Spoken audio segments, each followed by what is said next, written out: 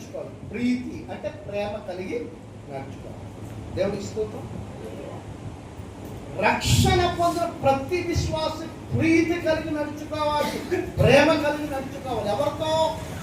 సంఘములో ఉన్న ప్రతి వారితోనూ, సంఘము వెలుపులో ఉన్నట్టు నీ కుటుంబీకులతోనూ, నీ స్నేహితులతోనూ, శ్రేయాభ్యాసులతోనూ, నీ బంధువులతోనూ, ఇతరులతో కూడా నువ్వు క్రీస్తులో రక్షణ పొందావు కనుక, క్రీస్తు ప్రేమ కలిగి నువ్వు ఉన్నావు కనుక అదే ప్రేమ లోకంలో ఉన్న వారికి కూడా నువ్వు పంచేవాడిగా ఉండాలి. హల్లెలూయా. నీ కుటుంబాన్ని ప్రేమిస్తే సరిపోదు, సంఘాన్ని కూడా ప్రేమించాలి. సంఘములో ఉన్న వారితో కూడా ప్రేమ కలిగి ఉండాలి. అలాగే బయట అంటే వెలుపుల, సంఘం వెలుపుల నీ చుట్టూ ఉన్నవారు, నీ ఇంటి పక్కన, నీ ఇంటి చుట్టూ ఉన్నవారు, లేదు నీవు వెళ్తున్న ప్రాంతంలో అనేక సందర్భాల్లో ఎవరో మోర్చలు పడిపోతారు. తక్కువని మన దగ్గర ఉన్నప్పుడు ఏం చేయాలంటే దాటిపోకుండా ఆయనకి ఏమీ ఉండవు. దేవుని స్తోత్రం. హల్లెలూయా. అలాగని ఇప్పుడున్న పరిస్థితి చాలా ప్రమాదకరంగా ఉంది. అది కూడా మీరు గమనించాలి. అది రాత్రులు చేయకండి, పగలు చేయొచ్చు. దేవుని స్తోత్రం. రాత్రులైనా చేయాలి కానీ ఇప్పుడు లోపల తీరుని బట్టి అలా చాలా మంది నటించి ఆపదలో ఉండడానికి పరిగెత్తి వెళ్తే ఒక 10 మంది గుంపులో వచ్చి అమ్మే పడిపోయి ఆయన కొట్టి చంపేసి ఈయన పరిస్థితి చదివిపోతాం. దేవుని స్తోత్రం. ఇది యూట్యూబ్లో, ఫేస్బుక్లో వచ్చేస్తుంది. కానీ వాక్యం ఏం చెప్తుంది?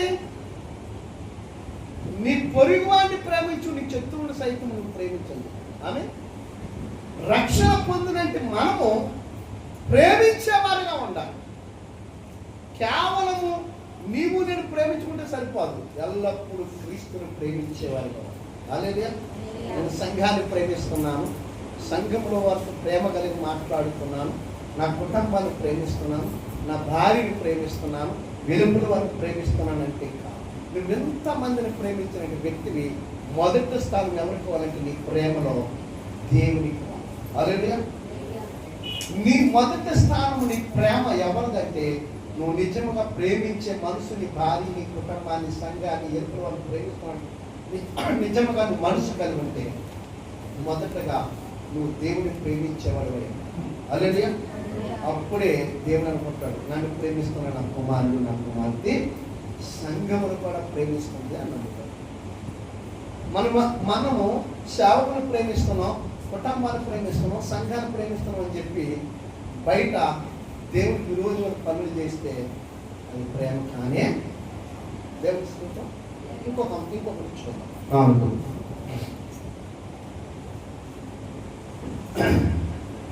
మొదటి పేతురు 1వ అధ్యాయం,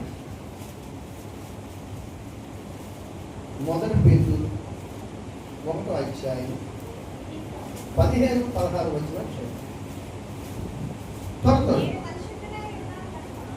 నేను పరిశుద్ధుడనై ఉన్నాను కనుక మీరు పరిశుద్ధులై ఉండులాను రాయబడి ఉంది. కాగా మీరు విధేయులై తినడము మీ పూర్వ ఆజ్ఞ దశలో మీకున్న ఆశలను అనుసరించి ప్రవర్తింపక మిమ్మల్ని పిలిచిన వాడు పరిశుద్ధులై ఉన్న ప్రకారము మీరు సంస్థల ప్రవర్తన ఎందుకు పరిశుద్ధులై ఉండండి. హల్లెలూయా. రక్షణ పొందినట్టు ప్రతి విశ్వాసి కూడా పరిశుద్ధతను కనపరుచుకోవాలి.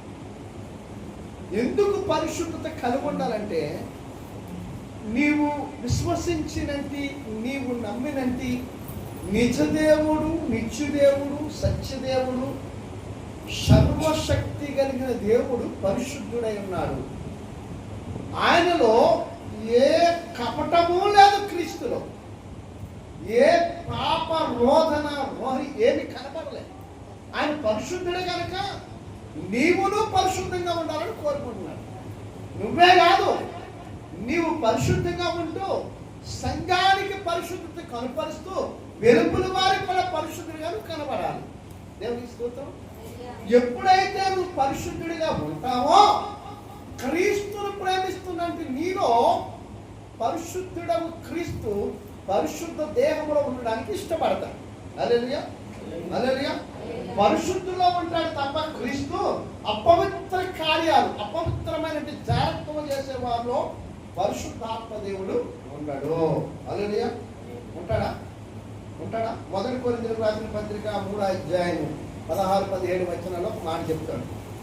మీరు దేవుని ఆలయమై ఉన్నారని మీరు ఎరుగురా, పరిశుద్ధాత్మ దేవుడు మీలో నివసించుతున్నాడని మీరు ఎరుగురా. ఎవడైనను నా ఆలయం పాడు చేసిన వాడు తప్పక వాడిని పాడు చేయి. అంటే అర్థం ఏంటి? నీవు అపవిత్రమైన దేహంతో కార్యాలు చేస్తున్నప్పుడు పరిశుద్ధాత్మ దేవుడు నీలో ఉండడానికి ఇష్టపడ్డు.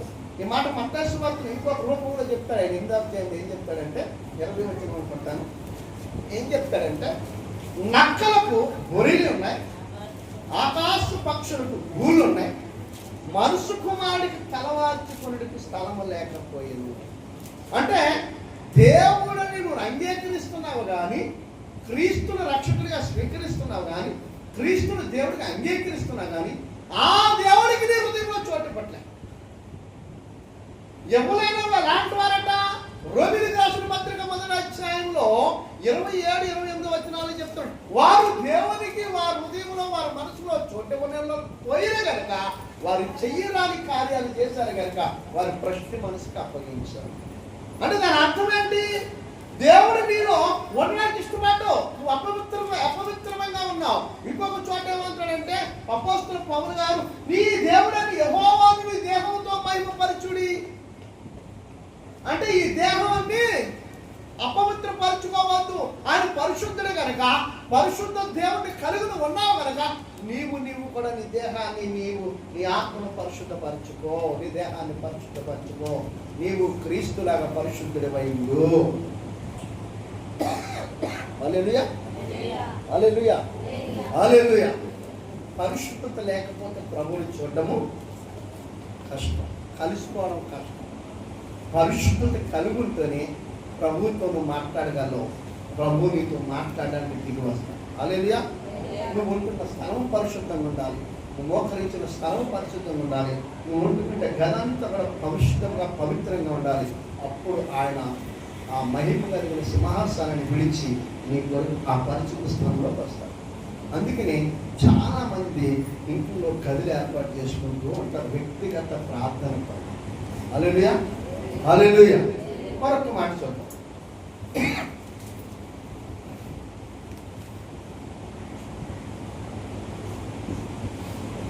ఎబ్రిల్ రాసిన పత్రిక 10వ అధ్యాయం 25వ వచనం, 5వ మాట.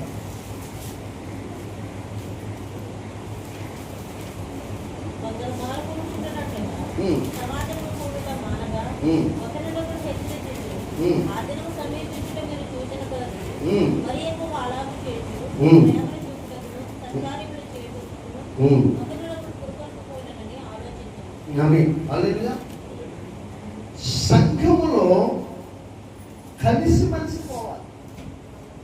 సంఘంలో ప్రతి విశ్వాసి కూడా, రక్షణ పొందిన ప్రతి విశ్వాసి కూడా కలిసి మనిషి ఉండేవాడే నిజమైన విశ్వాసం, నిజముగా రక్షణ పొందినట్టువాడు. కలిసి మనిషి లేకపోకుండా వేరుగా ఉండేవాడు చూసావా, వాడు రక్షణ పొందుకున్న ఆ రక్షణ వాడికి వ్యర్థమే. హల్లెలూయా.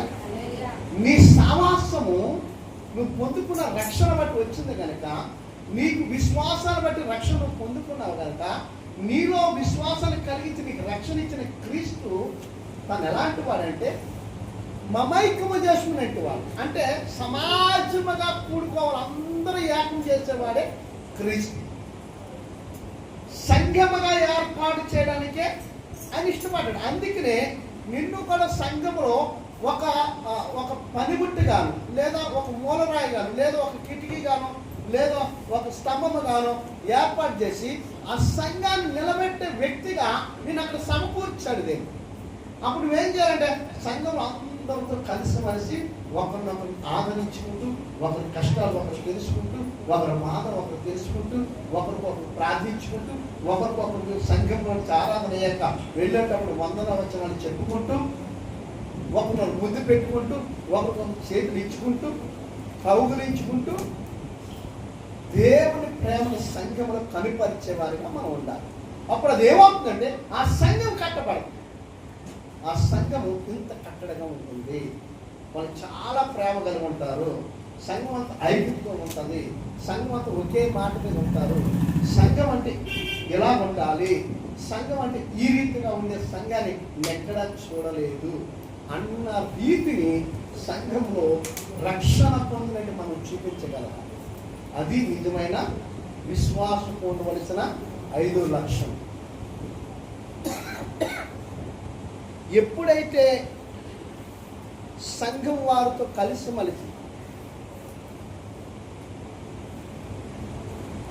కొన్ని విషయాలు, సంఘ అవసరాలు కావచ్చు, సేవకుల కుటుంబాన్ని పరామర్శించడంలో కావచ్చు, లేదా సంఘంలో ఎవరికైనా ఏదైనా రాలేదు, ఈ ఆదివారం ఎవరో ఎందుకు రాలేదు తెలుసుకుని వారి కొరకు ప్రార్థన చేసి వారి దగ్గరికి వెళ్ళి వాళ్ళు పరామర్శించే విషయం కావచ్చు.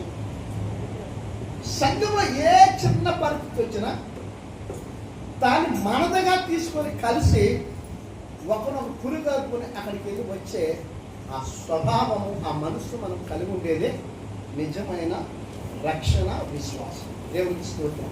హల్లెలూయా. ఈ వారం పాస్టర్ రాలేదు, శుక్రవారం ఎందుకు రాలేదు? ఇది ఆదివారం పాస్టర్ గారు రాలేదు, ఎందుకు రాలేదు? ఎవరు ఎందుకు పంపించారు? ఏమైంది? కనుక్కున్న బాధ్యత సంఘానిదే. హల్లెలూయా, హల్లెలూయా. ఒక్కసారి ఆయన దగ్గరికి వెళ్దాం. లేదు, మనం ఆయన ఎలా ఉన్నారో ఫోన్ చేద్దాం. లేదు, మన కోసం ఆయన పట్టించుకుంటున్నాడా, ఒకసారి మనం ఆయన పిలుద్దాం. మన ఆలోచన సంఘంలో ప్రతి ఒక్కరికి ఉండాలి. దేవుడికి స్తోత్రం. సేవకుడు విశ్వాసులు ఇంట్లో అడిగి పెడితే అది వారి కుటుంబానికి ఆశీర్వాదం. ఆయన ఒక మాట చెప్తాడు. నిర్గమకాండము 19వ అధ్యాయంలో 20వ వచనంలో ఒక మాట ఉంది.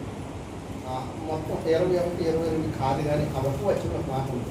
ఆయన ఏమంటాడంటే చివరిలో, నీవున్న స్థానంలో సేవకుడిని చెప్పండి, మోషేతో మాట్లాడుతుంది. నీవున్న స్థానంలో నీ వద్దకు వచ్చి నువ్వు ఎవరి దగ్గరికి అయితే వెళ్ళావో వారిని నిన్ను ఆశీర్వదిస్తావు. ఆమె హల్లెలూయా. మోషేతో ఒక నిబంధన చేస్తాడు, అబ్రహాముతో కూడా దేవుడు ఒక నిబంధన చేస్తాడు. ఆదికాండం 12వ అధ్యాయం ఏమంటాడంటే, నువ్వు ఆశీర్వదించబడిన వారు ఆశీర్వదించబడతారు, నువ్వెవరు దీవిస్తావో వారు దీవించబడి. అంటే ఆ సేవకుడు వెళ్ళి ఏ ఇంటి దగ్గరికి అయితే వారిని ఆశీర్వదిస్తాడో వారిని దీవిస్తాడు. దేవుడు సంవత్సరంలో ఆ సేవకుని పిలుచుకొని ఆదిత్యం ఇవ్వట చాలా ప్రాముఖ్యమైన విషయం. ఇది రాయబడిన మాట నేనుగా చెప్పాను. ఖచ్చితంగా అది జరగాలి. అది జరిగినప్పుడు ఆ కుటుంబానికి నిత్య ఆశీర్వాద క్షేమాలు కలుగుతాయి. హల్లెలూయా, హల్లెలూయా.